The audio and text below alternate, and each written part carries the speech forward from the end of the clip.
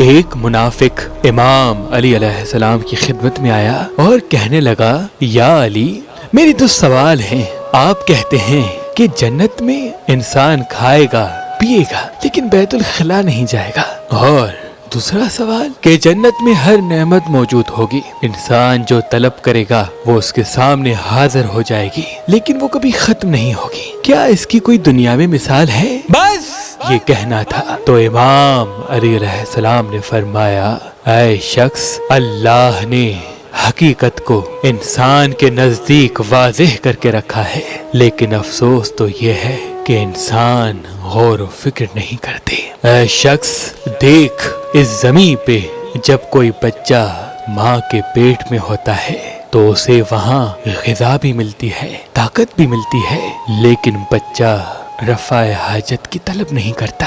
وہ نظریں جھکانے لگا اور کہنے لگا، ہاں یا علی، مجھے میرے ایک سوال کا جواب مل گیا، لیکن جنت میں اتنی نعمتیں ہوں گی، ہم کھائیں گے ختم کیوں نہیں ہوں گی؟ کیا اس کی کوئی مثال ہے؟ امام علی علیہ السلام نے فرمایا، اے شخص، یہ سامنے چراغ جل رہا ہے، اس سے ایک اور چراغ جلاؤ۔ اس نے جلایا۔ امام نے فرمایا، اس سے ایک اور چراغ جلاؤ۔ اس نے جلایا۔ جب کافی چراغ جل گئے، امام علی نے فرمایا، دیکھ، یہ ایک چراغ ویسے کا ویسا ہی رہا، لیکن تم نے اس ایک چراغ سے یہ 10 چراغ اور بھی جلا لیے، نہ یہ پہلا چراغ کم ہوا نہ اس کی روشنی مدھم ہوئی۔ ویسے ہی جنت میں جو چیز کھائے گا وہ چیز تو وہ کھا لے گا، لیکن وہ چیز ویسی کی ویسی رہے گی۔